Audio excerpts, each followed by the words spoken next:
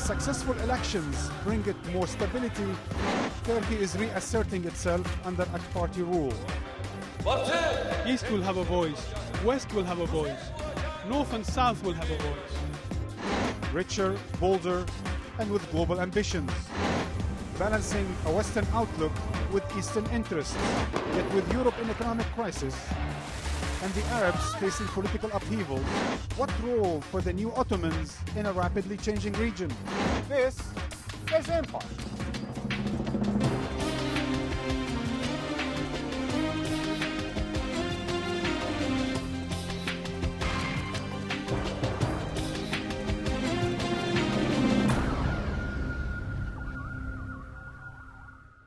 Hello and welcome to Empire, coming to you from the shores of the Bosphorus, here in Istanbul, at the crossroads of history and geography, where Europe meets Asia.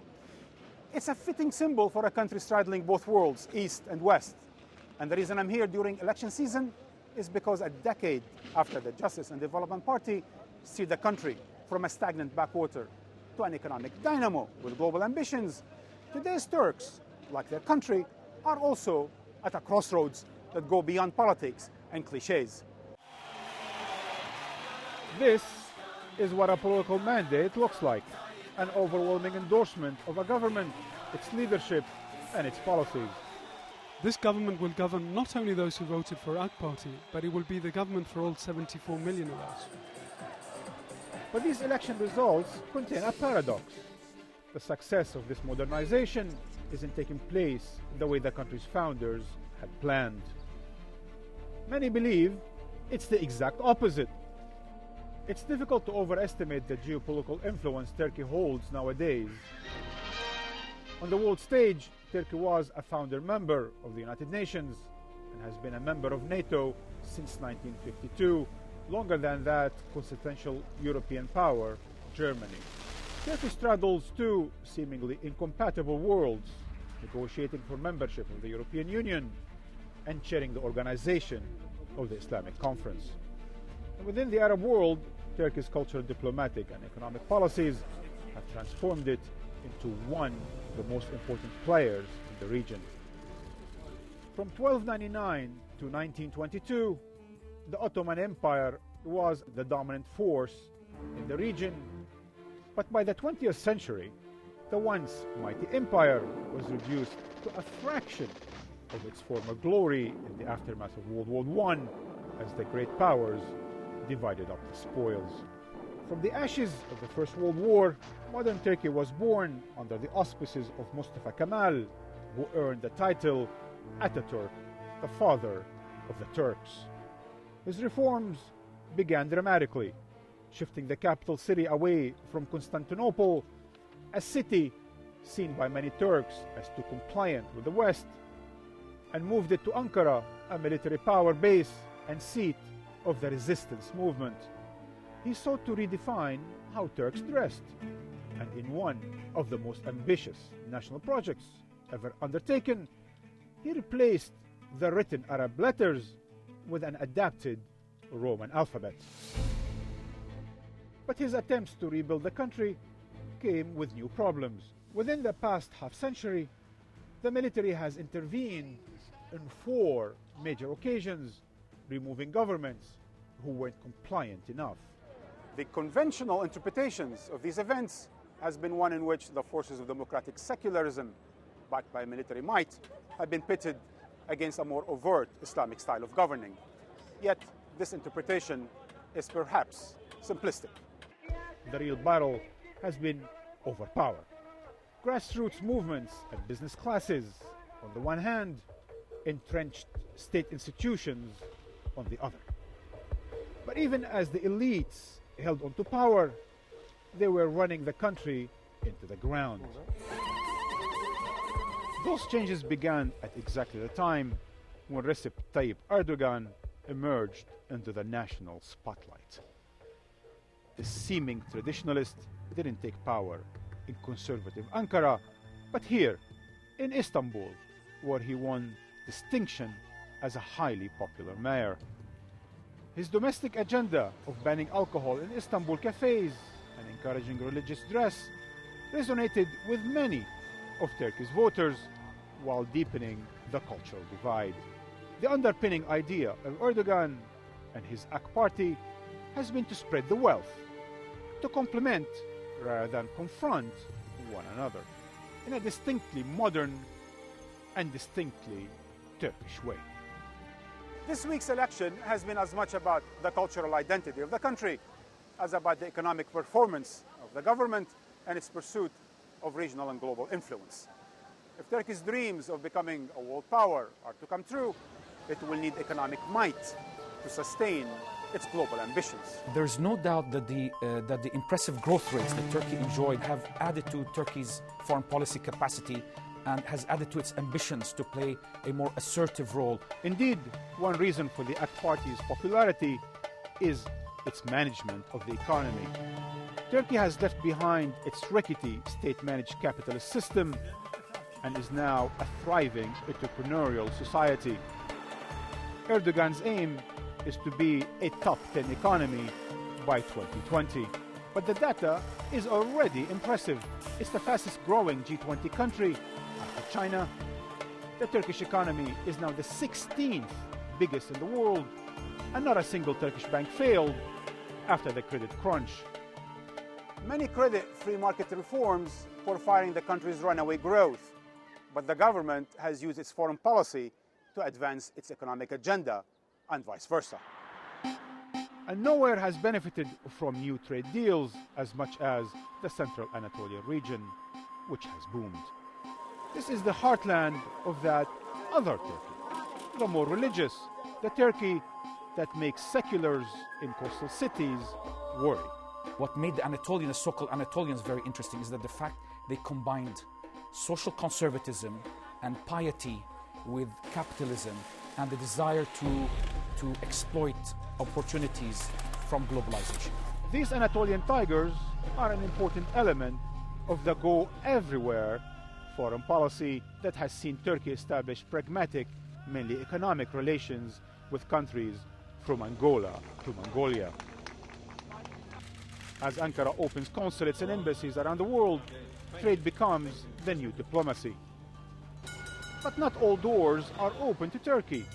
For decades, the EU has been tantalizing the country with the prospects of membership. But every time Turkey fulfills the requirements, the EU reinterprets the rules. The common position is a privileged partnership for Turkey, but not full membership. It appears the EU wants access to the Turkish market, but won't tolerate a relationship of equals. So whilst the EU still represents 60% of its foreign trade, Turks are growing tired of this game. Polls suggest that those favoring membership have declined, say, from 70%, more than 70%, to about 50%. All the more reason to pursue other options. Cue Erdogan's zero problems with our neighbors strategy, which means signing business deals, establishing free trade zones, and easing visa restrictions in the region. We have agreed to elevate the cooperation between our countries. The private Turkish sector is ready to suggest proposals. I came with more than 200 businessmen. Turkish foreign policy is a lot more active in the positive sense, a lot more constructive, trying to mend fences, whether it's relations with Armenia, whether relations with Syria, Russia, Iran. The results are palpable. Turkey's exports to the Arab world has grown sevenfold to $32 billion. And it's not just carpets anymore. Turkey is particularly active in the oil economies of Central Asia, building 70% of Kazakhstan's new capital, Astana, and countless other projects. Energy security, however, is Turkey's Achilles heel, forcing Turkey to take a pragmatic approach to all its oil-producing neighbors. But as the Prime Minister likes to say, money has no color. Other problems with Turkey's economy are a rising inequality and the looming needs of a young population. Turkey enjoyed impressive growth rates in the last 10 years or so, but now, following the economic crisis of 2009, sustaining those growth rates is going to be quite challenging. Turkey once found itself on the periphery of the West. Fast forward 10 years, and it's now at the center of a region of opportunity. Joining me are Binaz Topak, newly elected opposition member of parliament, former chair of the Department of Political Science and International Relations at Bahçeşehir University, also author of Islam and Political Development in Turkey. Suat Kingoglu, deputy chair of External Affairs for the AK Party, and until this week, spokesman for the Foreign Affairs Committee in Parliament. And last but not least, Soli Özel, professor of International Relations and Political Science at Istanbul Bilgi University, a frequent columnist and former editor of Foreign Policy magazine, the Turkish edition. Binaz, Soli, Suat, welcome to Empire. Thank you. You had a very exciting month. Elections, so on and so forth.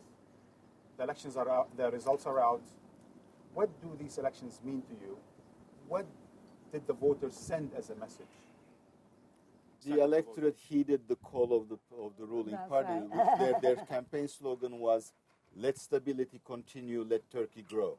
I mean, this is a country that had 8.9% growth last year, and you really cannot beat that with just democracy. I mean, talks about democracy, human rights, and violation of this or violation of that. At the end of the day, like all other electorates, the Turks vote with their pocketbooks. So it wasn't just a question of politics. At the end of the day, people liked what they saw.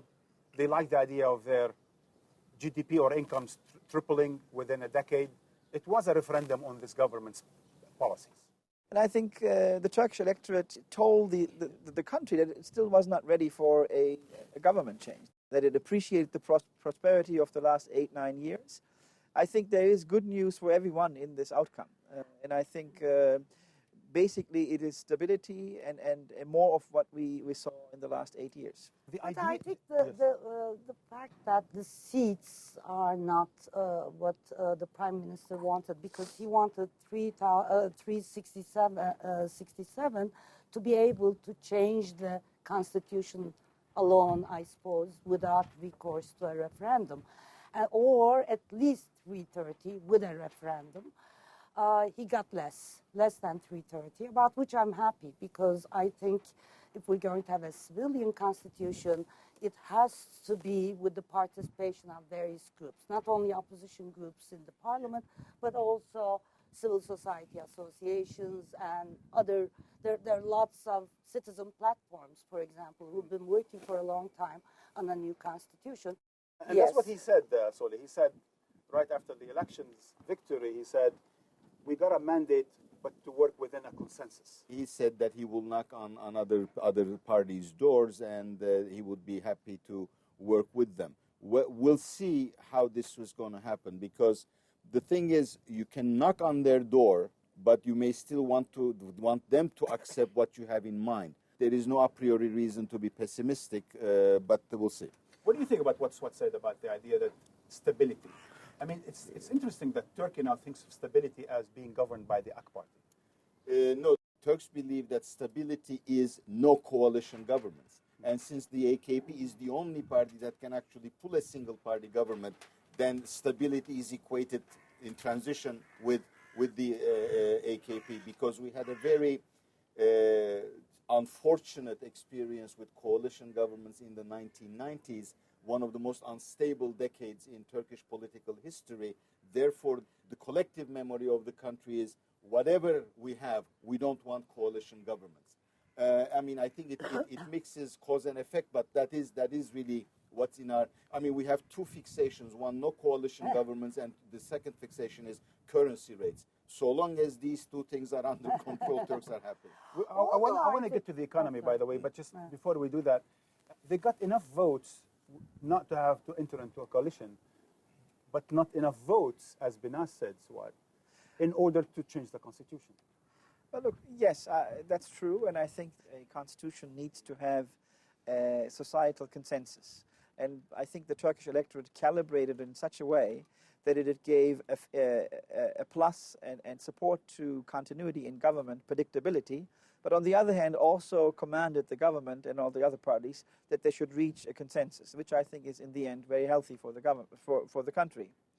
But as much as the economy is important, I don't think we can relegate the outcome only to the economy. I think this country, by this election, also has confirmed that there is no going back to a regime where the military or some other forces in the country will gain dominance. I think the last year's referendum and this outcome of the election has confirmed that whatever will happen from now on is going to be a new Turkey with new players, new dynamics that signifies no going back to a semi-authoritarian Turkey that was sort of a democracy with many of deficiencies. In my judgment, in that referendum, Turkey closed the books on what I would consider to be our second republic, whereby civil and military bureaucratic tutelage over the democratic process was ingrained and was institutionalized in the constitution. So we are actually in the process of building the Third Republic, and it appears that the major force in building the Third Republic is this new elites represented in the AKP. However, I would have qualms about it in the following sense, that the dominance of one party and what it imposes on the rest of society as the only alternative. I'm afraid that in the last few years we have had the tutelage of this one party. We now have a single-party dominant political system. Right. An overwhelming monopolization of power. All institutions are controlled by the ruling party. But that still doesn't take away from the fact that we are building the Third Republic. Still, the Turks are not comfortable with too much movement towards this new Turkey, and that's why they didn't give the AK Party the possibility to change the constitution on its own. Yeah, but you know, this is not the jeweler's scale. I mean, they're only 4 seats short. Yes. They got 50% of the vote. What more do you want? You don't think with the almost what some would like to call the economic miracle that it could have easily gotten extra points, Suad? You know, I agree with Solly that 50%. You know, I don't think the electorate could have foreseen the exact numbers of seats. I think what has happened, the outcome is what the electorate overall would have desired. The next task for this country is to draft a new social contract, which we call the Constitution. And the division, the polarization of this country can only be overcome if we all together, not only the parliament, but also civil society, media, big business, etc., agree on a social contract. For this purpose, I think the outcome of the election is perfect. Because on the one hand, it provides predictability and continuity in government, probably no shake-up in the economy, so predictability for everyone, but also a need for consensus. The problem is not the AK Party, the dominance of the AK Party.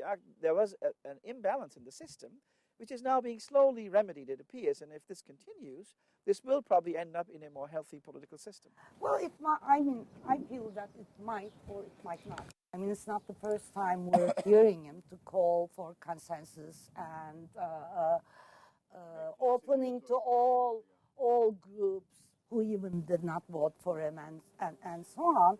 But when you look at his past performance more and more, and especially I think after he got 47% in 2007, and even more recently, he has been less and less conciliatory. That's true. So I hope he keeps his word this time, but there is very little reason to expect. There are plenty of people who share your concern. There is a very dangerous degree of monopolization of power in the Incredible. country, and we are not known for the autonomy of our institutions. And I think the judiciary is going to be more and more controlled by the executive through the parliament. Which already happened. The thing is, our parliamentarians have been selected by the party leaders, and we just voted for the appointees, if you will. So you think the presidential system is out? The whole idea of the possibility of a presidential system? It's a lot more difficult. It's a lot less likely. People are worried about authoritarianism in the country. Yeah. In a country where checks and balances do not really work, and thankfully we are rid of the check and balance provided by the judiciary and the military. It is important that in the parliament a limit has been set, and the parliament is going to be where the action is going to take place to constitute ourselves in a more balanced fashion. Everyone knows after the 2007 election, the party was faced with a closure case, the whole tension around the election of the president, which precipitated the early election of 2007, etc. that is, I think, a different setting. Turkey today, and also justice and development, is much more comfortable and has more self-confidence to reach out and seek the consensus, provided that there is no extraordinary event again in any form or fashion of a military intervention, etc., which is unlikely at all. But, you know, I think I agree that more than words and action needs to be the proof of what will happen. The country, I get the sense as an outsider, is divided. Incredibly it's divided. On cultural Divided. lines. Mm-hmm. Do you think the AK Party assures you or assures the opposition about its cultural agenda? I don't know about the cultural agenda, but it doesn't assure me about its democratic agenda. Because when you look at what the party has been doing, AKP has been doing in the last few years, it has become more and more difficult for any opposition group or person, individual persons, to oppose anything that the Prime Minister says. Look, Turkey is among the, I think it's #1 in the world right now, correct me if I'm wrong, even worse than China. China has a bad record in terms of imprisonment of journalists, for example, and other intellectuals. No, not all of them, and there is more than 1,400 cases waiting. People in this country in the last years, whether paranoia or not, have been afraid to talk even on their phones. I'm sorry, I doubt that it's the first, it's the worst. I'm sure there are many, many worse countries. We may be behind China, but cultural divide is important, but in daily life we may actually be getting over it. The real divide is on how we define our citizenship. I mean, we talked a lot about constitution, democracy and stuff, but our most pressing issue, really most pressing issue, is the Kurdish issue. And in that sense, the presence of 36 deputies who were brought in a coalition that included the Kurdish Nationalist Party, the Peace and Democracy Party, will make that party actually a key party. Because behind them is the PKK, which has guns. The key function of this new parliament will be to draft in a consensus, through a process that involves citizens, NGOs, etc., a constitutional process that will address A, the Kurdish issue, B, how do we accommodate visibility and worship in public life of religion, how do we redefine secularism, and how do we live together, a woman with a miniskirt and the one that covers her head in the hijab together without fighting. And that is a major task. I think Prime Minister Erdogan understands that this, you know, he has announced that this will be his last consecutive term in Parliament. I think he feels a sense of historic mission about this. I think he will, contrary to expectations, he will be seeking the consensus. But one should not put all of the responsibility of a consensus on the governing party. They certainly have the full responsibility for foreign affairs. And that we need to discuss after we come back from a news break.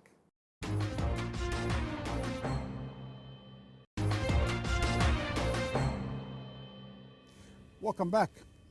For decades, Turkey looked towards the West and Europe for its future. But times have changed. The Turkish government prides itself on promoting a foreign policy as unique as the country's geography. Because Turkey straddles both East and West, it tries to maintain diplomatic relations with all sides, extending the hands of friendship in order to diffuse regional conflicts. But events may soon overtake policy. Ankara appears on the brink of facing its biggest foreign policy challenge of all, Syria. The two nations share much more than a border. Cultural and ethnic ties have linked them together for centuries. Like it or not, the spotlight is firmly on the Turkish government and what it can do. If it gets it wrong, Ankara could stand accused of enabling a discredited regime and turning a blind eye to atrocity. If Turkey can find a way to navigate this diplomatic crisis, it will do so with a foreign policy that often makes the West uncomfortable and at times furious. We won't have security. On the afternoon of the 29th of January 2009, Turkey's Prime Minister had heard enough. Because you don't let me speak. The President spoke for 25 minutes. I have only spoken for half of that. Erdogan then stormed out of the discussion, much to the embarrassment of the other panelists. He was given a hero's welcome upon his return, and he offered no apology. Relations between the two nations deteriorated significantly in May the following year when Israeli forces stormed the Turkish aid vessel Mavi Marmara as it tried to break the blockade of Gaza to deliver food and humanitarian aid. 8 Turkish nationals and 1 Turkish American were killed in the attack. Turkey's government was furious. This moral outrage demonstrated by Ankara encapsulates perfectly this distinctly Turkish worldview. Unlike most of its Arab neighbors, Turkey has long been a trading partner with Israel. But closer relations do not mean Turkey has given up its declared principles. And when a line is crossed, as in this case, the Turkish government has not shied away from taking a principled stand, even if those economic interests are threatened as a result. Turkey's Western partners would clearly like Ankara to adopt a diplomatic agenda more like their own. But Ankara's approach blurs the lines between East and West, establishing ties which often anger one side or the other. Prime Minister Erdogan was caught in a contradictory position as street protests in Libya turned into open rebellion. Critics say Turkey's open borders policy suggested Erdogan was more interested in protecting his country's jobs and investments than in taking a moral stand. This is in sharp contrast to Turkey's outspoken position towards Egypt. In that case, Erdogan was one of the first and loudest voices calling for Hosni Mubarak to step aside for the good of the Egyptian people. Benar Soli, Swat, welcome back. The question of the Kurds is interesting for me, not just because it's domestic, because it also says a lot about zero problems with the neighbors, even though there isn't much of a zero problem with the Kurds. What's your balance sheet for that zero neighborhood policy? I think everyone in this country, regardless of what political persuasion, agrees this is the #1 issue of the country. The Kurds have become politically so conscious and so organized now that no Turkish party, even the MHP, can ignore the demands of the Kurds. The neighborhood policy has a very strong Middle Eastern component. Foreign Minister Davutoğlu is more in Middle Eastern countries than he is anywhere else. So I think it will take a priority not only from a domestic perspective. I agree with you that it also has a regional implication. Now with Syria blowing up, Iraq, as we know, has been a very fragile state in its case.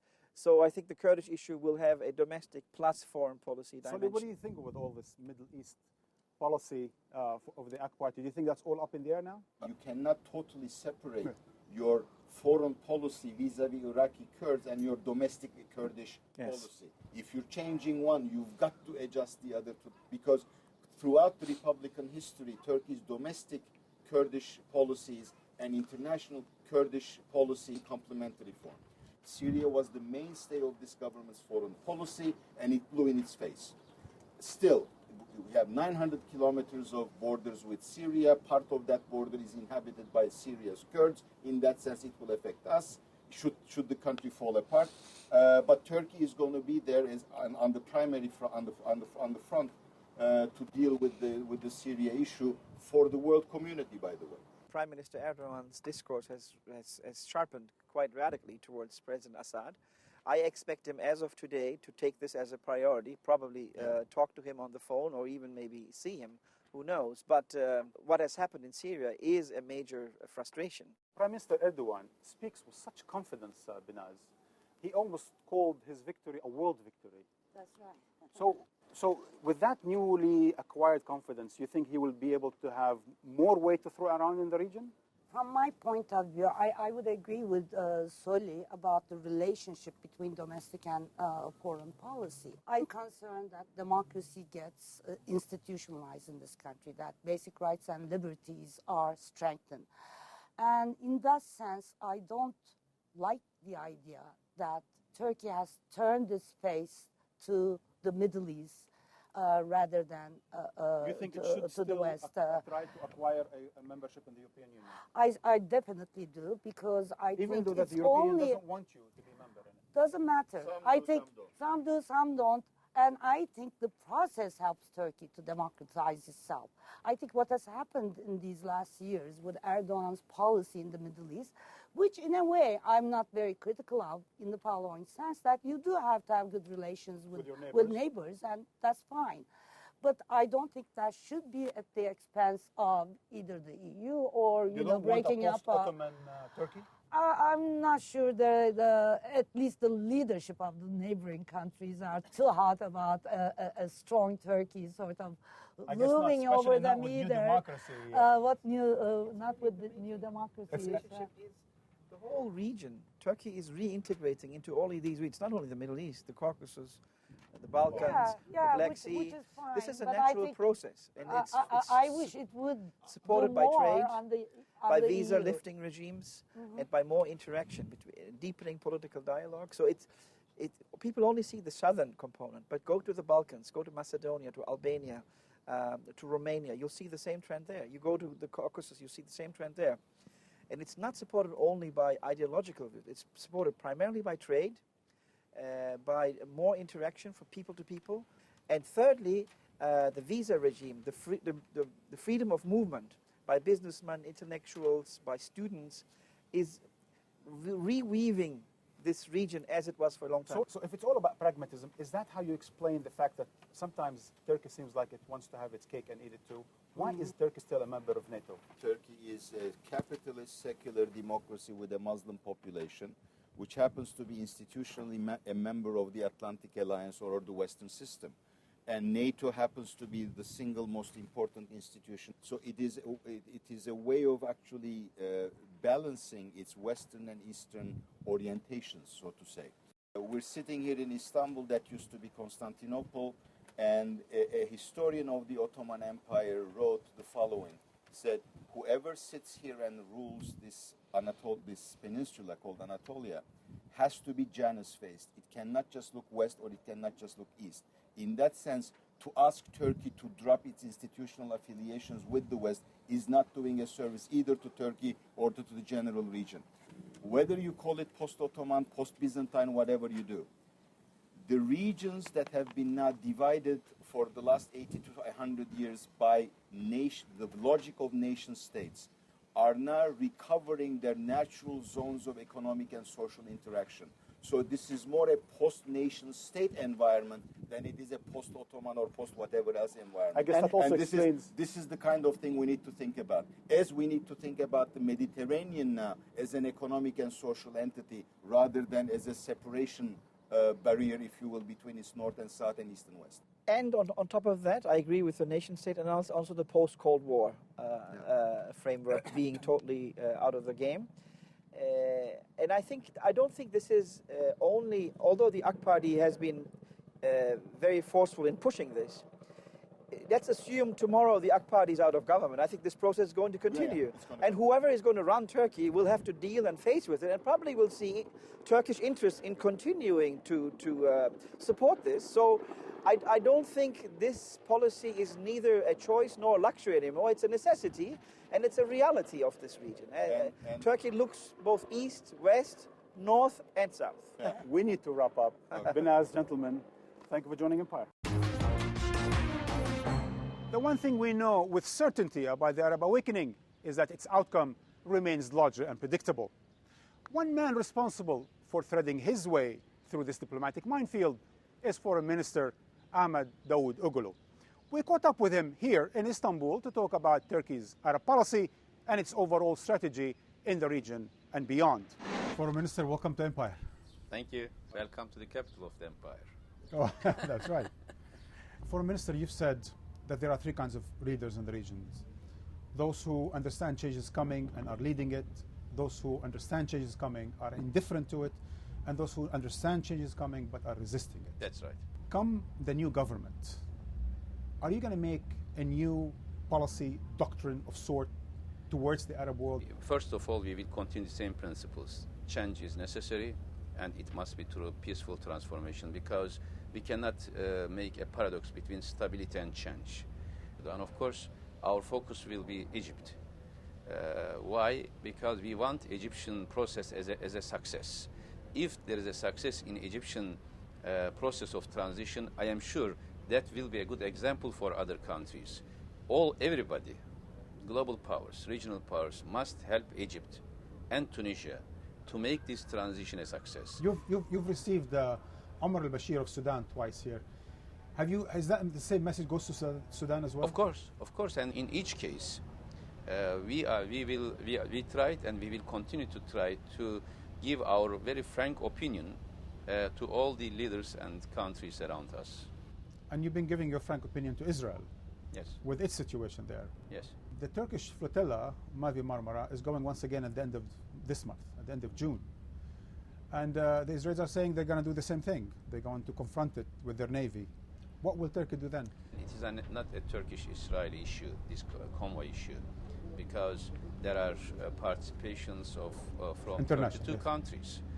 I hope Israel has already understood that international waters does not belong to Israel. But it says it wants to confront the same way.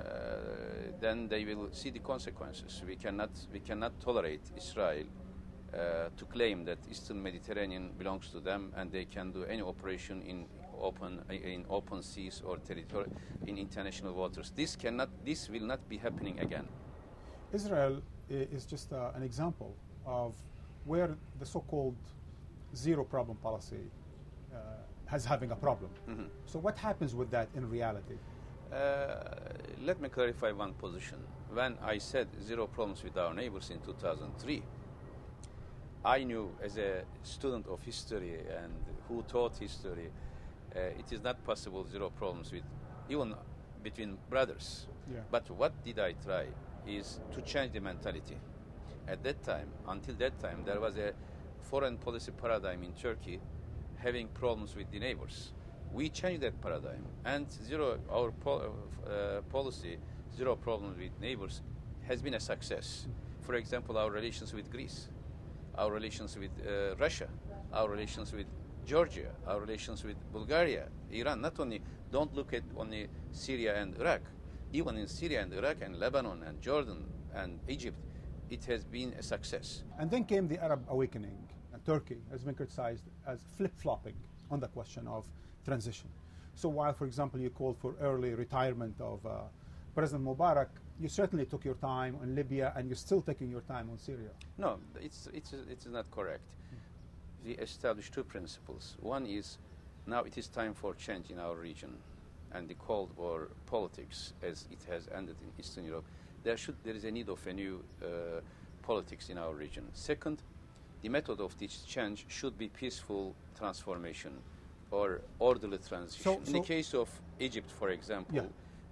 Prime Minister made this call when the position of army was clear, and when there was a widespread demonstrations in almost all cities, regardless of their religious background, Muslims, Christians, all of them were in the streets. So in this case, we had a projection that it is there is a possibility of peaceful change. But in the case of Libya, there we made another analysis, and we said this could continue longer. So we need to use all of our cards in our hand to make this transformation possible in a peaceful manner. When Gaddafi didn't listen us, we made our position clear, and we said, now you must go because you don't listen. Same in Syria, we are using our best effort to encourage Syrian administration for reforms, and when the loss of civilians continues, we criticize. So our policy is absolutely consistent, but of course we have to implement the same principles in different consequences in a different way. So when I take a look at your balance sheet of the last 10 years, what do I see?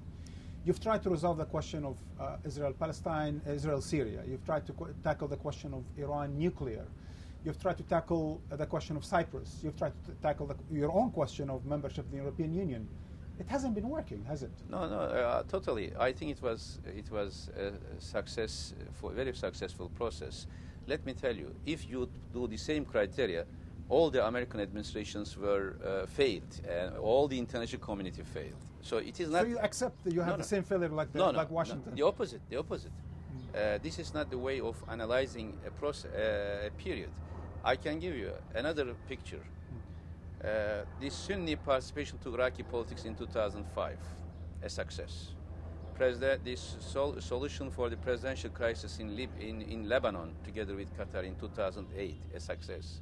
Starting indirect talks between Syria and Israel, despite of a long, almost 10 years, there was no even contact, and we succeeded to start the process, and we succeeded even an end. But who failed? Because of Israeli politics, not because of Turkish mediation. It's a success. But nowhere. Starting Turkish EU negotiation is a success. It depends I want to talk to you about that. From which perspective you are approaching. I think this has been a success story. One of the questions of prominence has been that it's looking more and more like a schizophrenic foreign policy. You speak like a brick, you talk like a brick country, like Brazil, Russia, India, and China, and South Africa today. But you're a member of NATO, and you want to enter the European Union. How do you resolve exactly that? Yes, we are a member of NATO, but in NATO and even in EU negotiations, our connections with Asia, with Middle East, with Africa even, with Balkans, with Caucasia is an asset. In fact, this is an asset for global peace. This is an asset for everybody. Our relation in the Middle East, now in all issues in the Middle East, in EU forum or NATO, everybody is asking Turkish opinion because they know very well that we are influential in this region. But you do not correspond, you do not agree with most of the core powers of NATO alliance. That's right. It doesn't mean NATO does not mean that everybody must have one policy. This is wrong. Again, another Orientalism. NATO is a Western power, Turkey is a dependent country, and Turkey will accept what the main powers of NATO would decide. This is wrong. I still don't understand, Foreign Minister. Why should some of the most powerful countries in the world, with nuclear-powered countries, still maintain an alliance that was supposed to keep the Germans down and the Russians out? This is over. But the existing instability, security instability in Europe and around Europe and in transatlantic, NATO had a mission. Are you sure this is not having your cake and eating it too? I mean, I'm talking about Turkey. Because in the end of the day, you want to be part of two processes. You want to be a country of all seasons. You want to be with everyone and please everyone and so on and so forth. But the result, in the end of the day, is that you're angering the likes of America because you interfere in the question of Iran as far as they're concerned. You're angering the likes of Israel and France because you put pressure on the question of Palestine and Libya. And so the process might be going good, if you want to be liked by everyone, you have to be very passive or not do anything. Turkey has her own position. Once you have your own position, some of them will like, some others will not like. Important is here, you can change everything, but you cannot change two things, geography and history. Turkey is in such a geography that we need to develop our own position. And in all these cases, for example, Syria today, who else knows Syria more than us? Or who else can contribute more to a peaceful process in Syria or in Iraq more than Turkey? Those who are far away, they have different, of course, perspectives. This is our geography. But don't you think you'll be closer to this geography if you're no longer a member of NATO? We will continue to be a member of NATO. We will not question it. A lot of people are saying you are reminding them of the Ottoman Empire. You have always said, don't say such nonsense. This is not an Ottoman Empire. Some are now advancing a new argument that perhaps this is a post-Ottoman. This is a new Turkey. Do you think this responsibility can be still one of we want to be with the East and we want to be with the West? The concepts of East and West is changing. Turkey is not the end point of East, and Greece is not, for example, is not the end point of West. In this global world, this type of terminology should be changed. Now, it is time to end these abnormalities. What is the normality? Normality is economic interdependency. Normality means political dialogue. But do you, support that among the Arab countries first? Yes, yes, of course. So you support first and foremost an Arab unity of sort among Arab states, interdependence among Arab countries, perhaps a common market? Why do we need to call this Arab or Turkish or Iranian or others? Call it regional. If Arabs unite, we will be more than happy. That's what we want. I want to end with you, Foreign Minister, on one note that you actually mentioned. You said that we're not only going to be a regional power, we want to be a global power. That's right. Just tell me, why does the Republic of Turkey want to be a global power? Which country doesn't want to be a global power? Let me tell me. All the countries want to play an important role. Some European countries, they want to play a global role. Nobody is questioning. When Turkey says we can contribute to global peace, then there is a question, do you want to create Ottoman Empire? No. Ottoman Empire was past. Will continue to, it will be past. We're in post-Ottoman times. Yes, but now, what we realize, Turkey is a country where East and West, North and South meets. We can contribute a lot. On this very positive and confident note, we're going to have to end. The bigger question facing the Turks today goes as follows. If Turkey were a city-state, would it be Ankara or Istanbul? Ankara has long represented the birth of a new secular, militarized and introverted, albeit west-leaning republic with strong centralized state institutions. Istanbul, on the other hand, is a diverse, open business hub with one foot in the west and another in the east, a cosmopolitan city that projects Turkey's soft power and ambition for global ascendance. Now, judging from this week's elections and a decade of AK Party rule, the country is increasingly defining itself by Istanbul rather than Ankara. Hopefully, this goes beyond the cliché of bikini versus headdress to underline the country's commitment to cultural diversity over cultural divide, political plurality over authoritarianism. And that's the way it goes. If you have any comments, please write to me. Until next time.